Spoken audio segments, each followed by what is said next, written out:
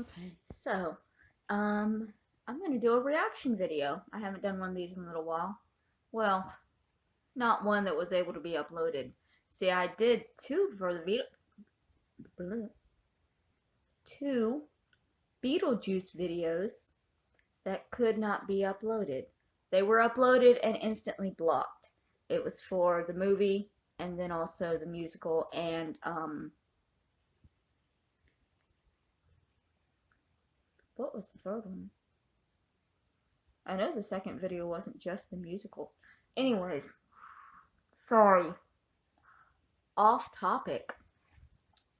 Today, we are going to do a reaction to Tim Minchin 9 Life Lessons. Sorry, I just had some soda. So, you guys are always telling me that I need to just listen to somebody, just take some advice from somebody. Y'all are so angry at me that I won't take any of your advice. And the thing is that it's hard to take advice from somebody that you feel is condescending you or might not want your better interest or you simply don't like. Me personally, if I don't respect you, I'm not going to learn anything from you, no matter how much you know on the subject. I'm stubborn that way. When I was learning to drive, my grandfather taught me how to drive. My father told me that he wasn't going to let me take the test until he taught me. And I was not going to learn from that man. Nope. I was not willing to take a driving lesson from my truck driver of a father. I still got my license. But the point is that with me, if I don't want to hear it, I'm not going to hear it. And that's the problem with most of the advice that you guys give. It's coming from you. It may as well be driving advice from my father.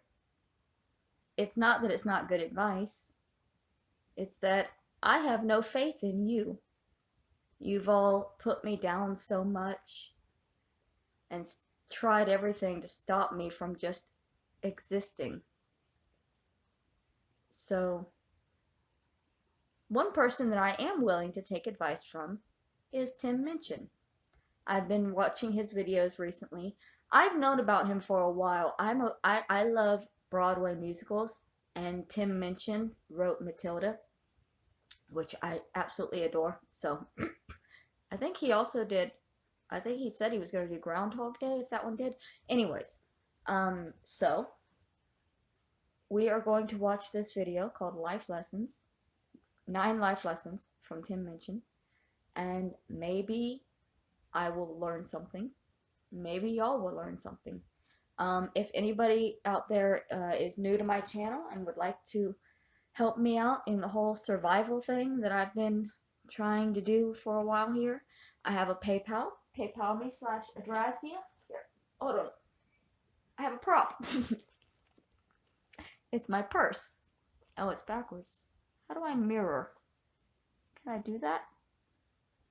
No. Okay, well, flip that backwards.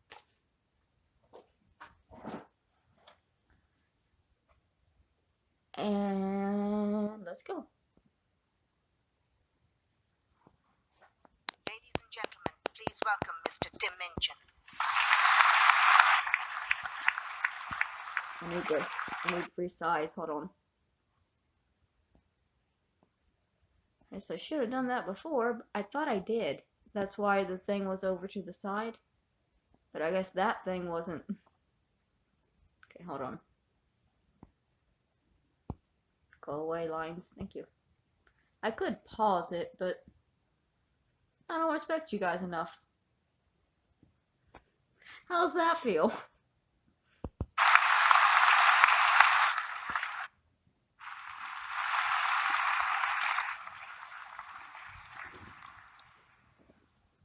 In darker days, I did a corporate gig at a conference for this big company who made and sold accounting software.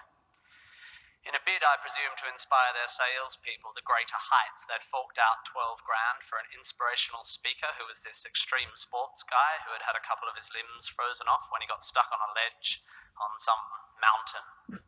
Okay. It was weird. Software salespeople, I think, need to hear from someone who has had a long, successful and happy career in software sales, not from an overly optimistic ex-mountaineer. Some poor guy who had arrived in the morning hoping to learn more. Sorry. Overly optimistic mountaineer. I'm okay. About sales techniques ended up going home worried about the blood flow to his extremities. It's not inspirational, it's confusing. And if the mountain was meant to be a symbol of life's challenges and the loss of limbs a metaphor for sacrifice, the software guy's not going to get it, is he? Because he didn't do an arts degree, did he? He should have. Arts degrees are awesome and they help you find meaning where there is none. And let me assure you, there is none. Don't go looking for it. Searching for meaning is like searching for a rhyme scheme in a cookbook. You won't find it and it'll bugger up your souffle. If you didn't like that metaphor, you won't like the rest of it. I have to pause just for a second because it reminds me that finding a rhyme scheme in a recipe messing up your souffle.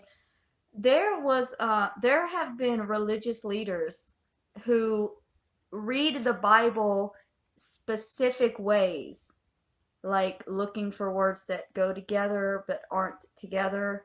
Like they literally cut out full passages just to interpret it their own way, and it's weird.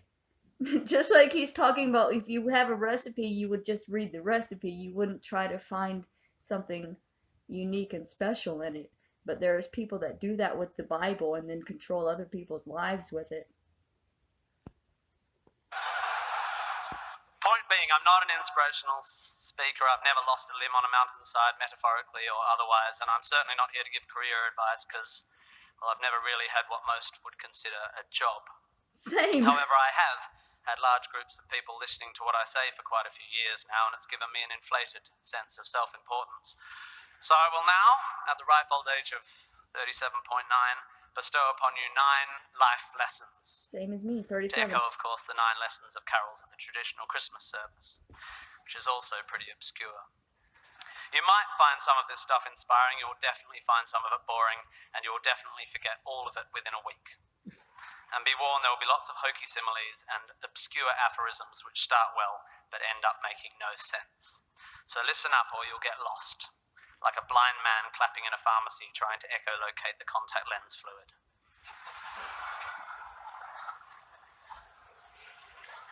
Just looking for my old poetry teacher. Here we go. Ready? 1. You don't have to have a dream. Americans on talent shows always talk about their dreams. Fine, if you have something you've always wanted to do, dreamed of, like in your heart, go for it.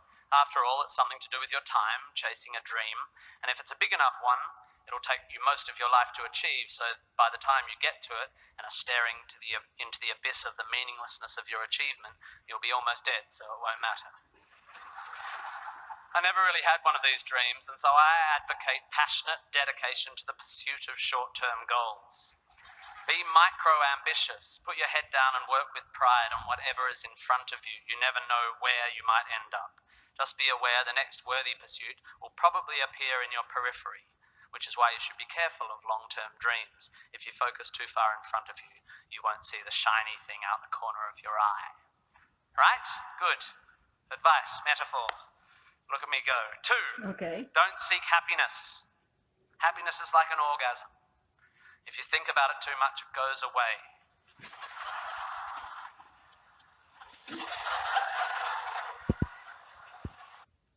Sorry, I need to take a second to enjoy how much the elderly man next to him is loving that euphemism.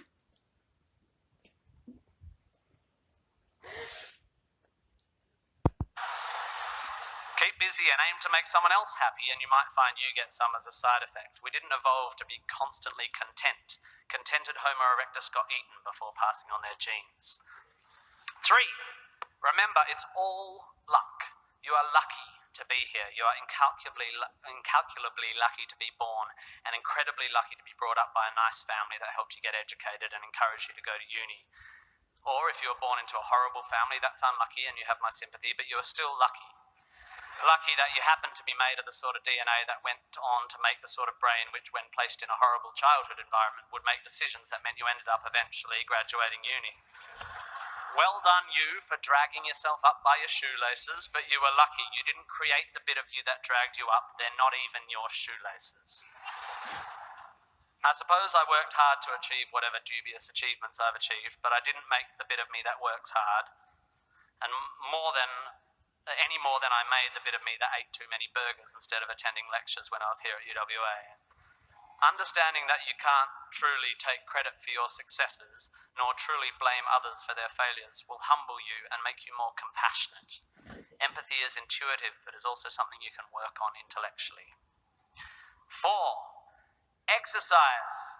I'm sorry, you pasty, pale, smoking philosophy grads, arching your eyebrows into a Cartesian curve as you watch the human movement mob winding their way through the miniature traffic cones of their existence. You are wrong and they are right. Well, you're half right. You think, therefore you are, but also you jog, therefore you sleep, therefore you're not overwhelmed by existential angst. You can't be can't, and you don't want to be. Play a sport, do yoga, pump iron, run, whatever, but take care of your body. You're going to need it. Most of you mob are going to live to nearly 100. And even the poorest of you will achieve a level of wealth that most humans throughout history could not have dreamed of. And this long, luxurious life ahead of you is going to make you depressed. But don't despair. There is an inverse correlation between depression and exercise. Do it. Run, my beautiful intellectuals, run. 5. Be hard on your opinions. A famous bon mot asserts that opinions are like arseholes, and that everyone has one. There is great wisdom in this, but I would add that opinions differ significantly from arseholes and that yours should be constantly and thoroughly examined.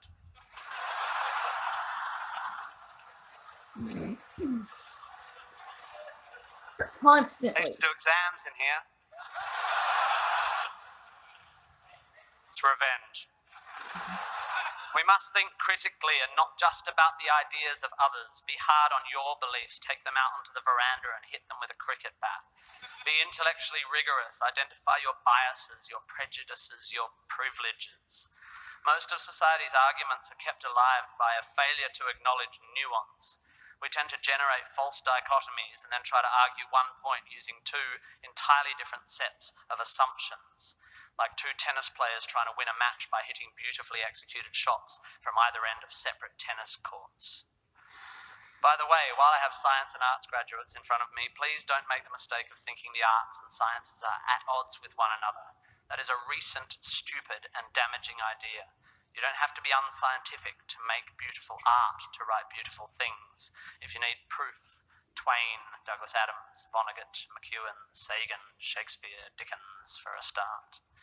You don't need to be superstitious to be a poet. You don't need to hate GM technology to care about the beauty of the planet. You don't have to claim a soul to promote compassion. Science is not a body of knowledge nor a belief system. It is just a term which describes humankind's incremental acquisition of understanding through observation. Science is awesome. The arts and sciences need to work together to improve how knowledge is communicated. The idea that many Australians, including our new PM and my distant cousin Nick Minchin, believe that the science of anthropogenic global warming is controversial is a powerful indicator of the extent of our failure to communicate. The fact that 30% of the people in this room just bristled is further evidence still. The fact that that bristling is more to do with politics than science is even more despairing. 6. Be a teacher, please. Please, please be a teacher. Teachers are the most admirable and important people in the world. You don't have to do it forever, but if you're in doubt about what to do, be an amazing teacher. Just for your 20s, be a teacher. Be a primary school teacher, especially if you're a bloke. We need male primary school teachers.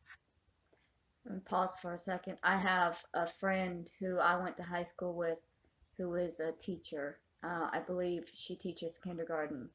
And those children just bring so much joy to her life. And she gets new children every year to bring her more joy. It's just sometimes seeing her Facebook makes me happy because she's always talking about her kids. So I can agree with him on the be a teacher thing, but if you're capable, of course, not everybody has the knowledge and experience to be able to teach. Eventually everybody would though. Something. Even if you're not a teacher, be a teacher. Share your ideas. Don't take for granted your education. Rejoice in what you learn and spray it. 7. Define yourself by what you love.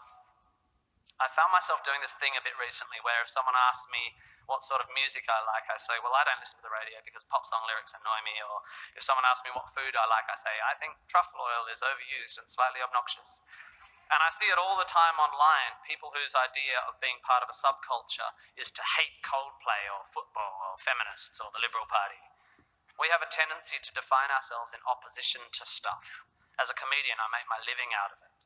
But try to also express your passion for things you love. Be demonstrative and generous in your praise of those you admire. Send thank you cards and give standing ovations. Be pro stuff, not just anti stuff. 8. Respect people with less power than you. I have in the past made important decisions about people I work with, agents and producers, big decisions, based largely on how they treat the wait staff in the restaurants we're having the meeting in. I don't care if you're the most powerful cat in the room. I will judge you on how you treat the least powerful. So there. 9, finally, don't rush. You don't need to already know what you're going to do with the rest of your life. I'm not saying sit around smoking cones all day, but also don't panic. Most people I know who were sure of their career path at 20 are having midlife crises now. I said at the beginning of this ramble, which is already 3.5 minutes long, that life is meaningless. It was not a flippant assertion. I think it's absurd, the idea of seeking meaning in the set of circumstances that happens to exist after 13.8 billion years worth of unguided events. Leave it to humans to think the universe has a purpose for them. However, I am no nihilist. I'm not even a cynic. I am actually rather romantic. And here's my idea of romance. You will soon be dead.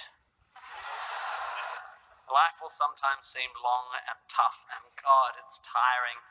And you will sometimes be happy and sometimes sad, and then you'll be old, and then you'll be dead. There is only one sensible thing to do with this empty existence, and that is fill it. Not fill it, fill it. And in my opinion, until I change it, life is best filled by learning as much as you can about as much as you can, taking pride in whatever you're doing, having compassion, sharing ideas, running, being enthusiastic. And then there's love and travel and wine and sex and art and kids and giving and mountain climbing. But you know all that stuff already. It's an incredibly exciting thing, this one meaningless life of yours. Good luck, and thank you for indulging me. I like that.